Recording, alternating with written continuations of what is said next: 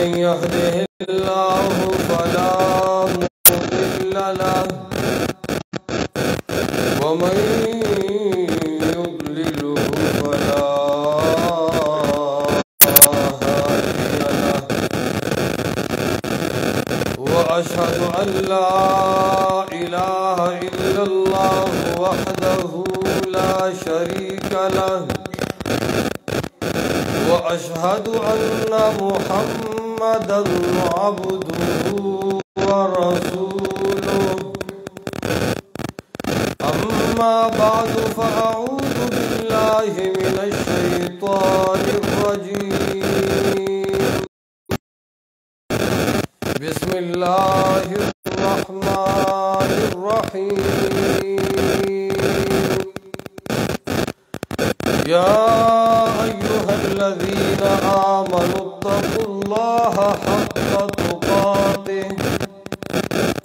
ولا تظلموا خيركم من تعلم القرآن وعلمه أو ما قال الله صلى الله عليه وسلم इंतहाई वाजिबुल एहतराम मुसलमानानो चिदा अल्लाह सुब्हानहु व तआला द किताब और द अल्लाह रब्बुल इज्जत द दीन पवासे तबान दे मुंगरा जमुशवियु और दा मजलिस मुकर्रर शवे दे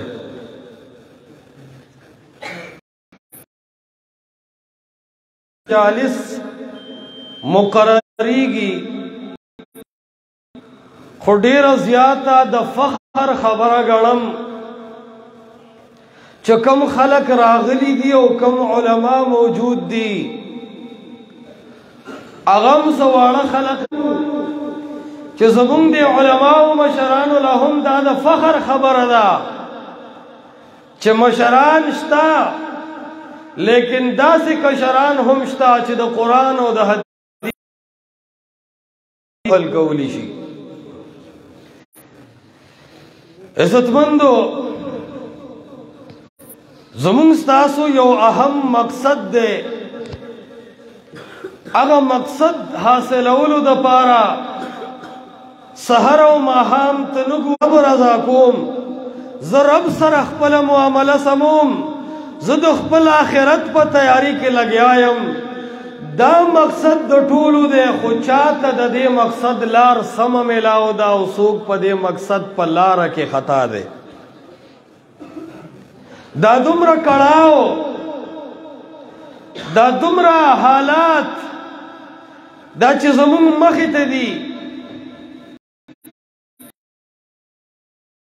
रब रज़ादा खो आगा दा रब रज़ादा पारा मुंग लार लटो अतीउल्लाह और अतीउर रसूल औदाद इंसानानु दे ज्वंद यो अहम मकसद दे ज़का जो दुनिया में किसी मर्तबा पर भी किसी से पीछे नहीं थे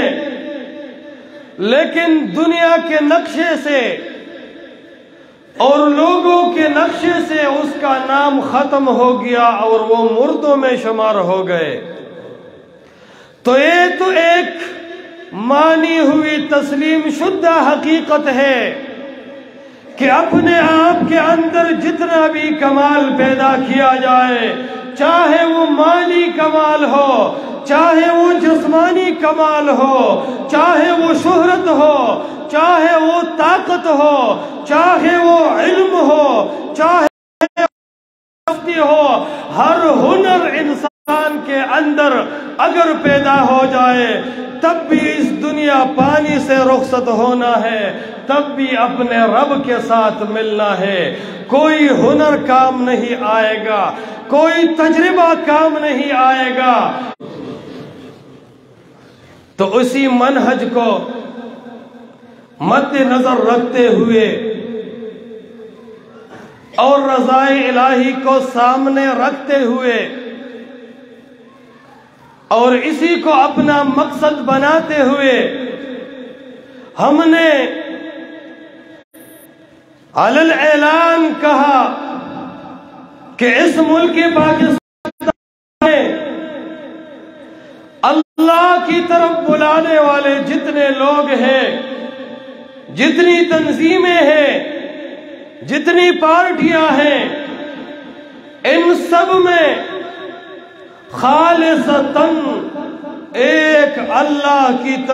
की तरफ बुलाने वाले हैं। अगर मोहम्मद मुस्तफ़ा के सुन्नत पर बदनाम है,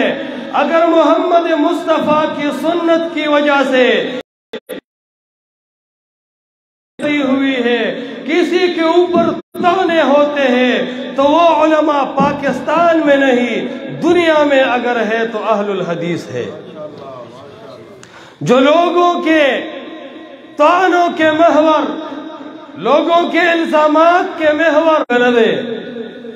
मुंशी द कम कुरान और द हदीस नुमखलो ददी हामिलीन चागे तहुकला अल्लाह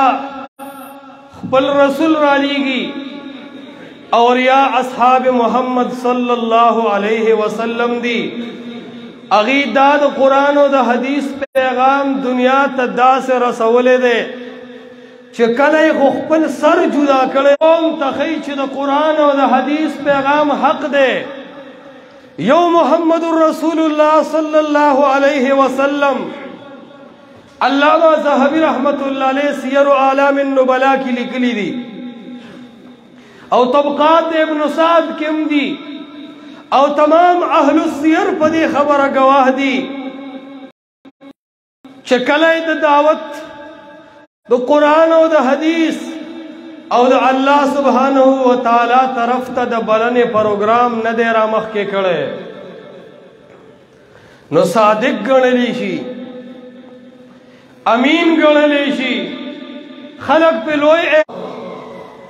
दे मके वालों ते उरसवा नो ददे पैगाम द आवाज सरा मुहम्मदुर रसूलुल्लाह सल्लल्लाहु अलैहि द ला इलाहा इल्लल्लाह आवाज अवल बुलंद को तमाम अरब ता दा खबरे वर मख के कड़ा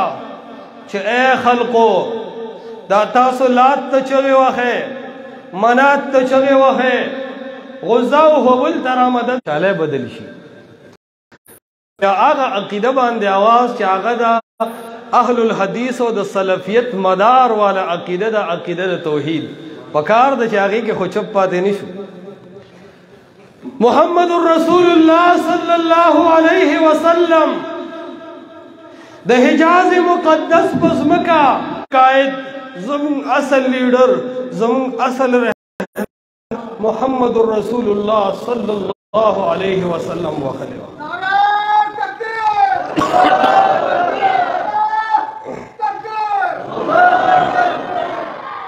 नो अर्ज दादे पल इब्तिदाई बुनियाद ऊपी जने जमाउरो अहलुल हदीस चकल अवलने पैगाम द तौहीद हिजाज मुक़द्दस और इंसानियत त पेश करे दे अल्हम्दुलिल्लाह द अहलुल हदीस बचे द अहलुल हदीस उम्मी व आलिम द अहलुल हदीस खुज़ व सड़ी द दी अकीदे सिफाहान दी द असल अकीदा दा अर्ज में दा को अल्लाह द रज़ा द पारा और द आग आखिरत द जोड़े दो द पारा अवल अकीदा दा द अल्लाह द यवाली। लेकिन ज़िदावायम तौहीद सिर्फ द अल्लाह ताला पर हक के न देराबंद तौहीद मोहम्मद मुस्तफ़ा सल्लल्लाहु अलैहि वसल्लम द इताअत पर हक के हमरा बंदे के संग द अल्लाह न अलावा बल सोग द इबादत लायक निश्ता दा पैगाम पे जुड़गी और दा पैगाम बद दुनिया कुन तरसई दा अवाम दा बदा आलिम दर्दी दा अल्लाह दा अहकामात ताबेदार शी दा मुहम्मदुर रसूलुल्लाह सल्लल्लाहु अलैहि वसल्लम दा औलल शिवी दीन ताबेदार शी अल्लाह गवाह دې مذهبي خلکو د خلکو د طعنو محور به وګرځي، کاڼي به ووینې، گزارونه به ووینې، فتوی به ووینې، تکالیف او مصائب به ووینې. دا د دې خبرې دلیل دی چې په دې کې د الله د پیغمبر د محنت دی، بلکې زوام دا د یو عظیم فتنې مقابله ده. او الله رب العالمین دې موږ په دې باندې کلک کړي. دا منهج دی، عوام دې هم دا زده کړي چې الله منلی شي یا د الله د پیغمبر علیه وسلم په طریقو باندې برابر کې خپل غمونه، خپل خادیانې، خپل معاشرت، خپل معاملات دې کې الله حاکم وګرځوي او دې کې محمد رسول الله صلی الله علیه محمد رسول الله علیه السلام پیش کړی دی د الله د کتاب او د خپل سنت په طرز باندې پیش کړی دی. او نن چې د علماء منډي دي هغه هم د الله د کتاب او د محمد رسول الله صلی الله علیه وسلم د دې سنتو د بیان او د دې د کړهو د پاره دي. خبرې اوږدوم نه، خو عرض مې دا کو چې په دې نبوي منهج باندې قربانۍ ورکړې شوې دي او دې قربانو او دې سختو سره د دې منهج حقانیت معلومیږي. ځواب د اهل الحدیث د منهج حقانیت هغه دا ستاسو د ملامتیاګانې، ستاسو د پیغورونه دا د دې خبرې دلیل دی چې د اهل الحدیث منهج نبوي منهج دی او دا حق منهج دی. کدا حق منهج نه وي د دې مقابل کې به فتوی نه وي، کدا حق منهج نه وي د دې مقابله کې به اذیتونه او تکالیف نه وي. یو سړی چې کله قادیانی شي یو کلی ته راشي، یو سړی چې بېدینه شي یو کلی ته لاړ شي، چرته د هغه خلاف خلک نه راپاسي، الټه خلک هغه له عزت ورکوي. لیکن د جړا خبره ده، د افسوس خبره ده که یو سړی د محمد رسول الله صلی الله علیه وسلم سنت رفع الیدین چې کره سنت د الله د پیغمبر دی او د احناف او د علماو گواهی په دې باندې موجود دي چې دا د رسول الله علیه السلام کره سنت دی. پر رب مې قسم وای چې دا کره سنت دی د مسلمانانو په جماعت کې وکړل کې دې چې سلام ته دې هم پرې نه دي، په منځ کې دې په تیکو باندې واخلي او وینې درنه وبهیي. دا ولې دا حال داسې دی؟ ځواب سنت د الله د پیغمبر ډیر دي، لیکن آمین رفع الیدین یا په معاشره کې متروک سنت دې ته مړه شوي سنت وایي او د دې مړه شوو سنت مبارکې محمد رسول الله علیه الصلاة والسلام فرمایلو من تمسک بسنتی عند فساد امتی فله اجر 100 شهید. چې چا په داسې سنتو باندې عمل وکړو چې هغه معاشره کې مړه شوي، په هغې فتوی لګي، د هغې خلاف خلک راپاسي، د هغې په وجه رشتهدارۍ کټ کېږي، تعلقات ختمېږي. محمد رسول الله فرمایي په داسې سنتو د 100 شهیدانو اجر الله ورکوي. نو عرض مې دا کو چې دا میدان د انقلابونو میدان دی، دې ته راوتل دي، دا قبلول دي، زمون وینه دې توی شي، زمون جان دې لاړ شي، زمون عزت دې ختم شي، زمون شهرت دې ختم شي، زمون مقام او حیثیت دې ختم شي، خو د رب رضا په دې کې ده چې پیغام د قرآن او د حدیث د دنیا ګوټ ګوټ ته ورسي. او زمون د ټولو صلاحیتونه د دې منهج نه قربان دي او که نه دي قربان. هغه کسان لاسونه اوچت کې چې هغه وایي زما مال او زما جان دی د منهج اهل الحدیث چې هغه قرآن او حدیث دی د دې نه د قربان شي. انشاءالله دا د قرآن او د سنت پیغام به دنیا ته رسو که نه رسو، امانتدارۍ سره به د توحید دا جنډه اوچتو که نه به اوچتو، د اخلاق او د دلیل په میدان باندې به د محمد رسول الله صلی الله علیه وسلم په دې مړه شوې سنتو باندې عمل وکړو که نه وکړو، د دلایلو په میدان باندې به د دې اثبات کوو که نه وکړو، د الله د رضا دپاره به خپل اوقات د دې دپاره لګو که نه به لګو خپل مال او جان به د دې منهج دپاره استعمالو که نه به استعمالو د باطل مقابلې ته به داسې په حق یو آواز او یو قوت ودرېږو که نه به ودرېږو عرض دا د عزتمندو آخري خبره کوم مونږ خو نارینه یو مونږ خو ځوانان یو اے خلقو تاسو لږ وګورئ تاریخ د سمیه رضی الله تعالی عنها قسم مې دې وي په رب باندې مونږ خو نارینه یو د سیده سمیه رضی الله تعالی عنها تاریخ وګوره کله چې د الله حکمونه د محمد مصطفی صلی الله علیه وسلم په دین باندې یو ځل او وکړو یو ځل لبیک وکړو هغه سمیه ته وګوره د هغې خاندان ټول ته وګوره عمار او یاسر ته وګوره هغه سمیه چې زنانه ده هغه خو په سکروټکو باندې سملوي صرف په دې باندې ابو جهل اکتفا نه کوي د پاسه پې سمیه سملوي بیا ابو جهل صرف په دې اکتفا نه کوي د هغې سمیه بوډۍ زنانه د پاسه ودرېږي بیا په دې اکتفا نه کوي د سمیه د بدن نه وینه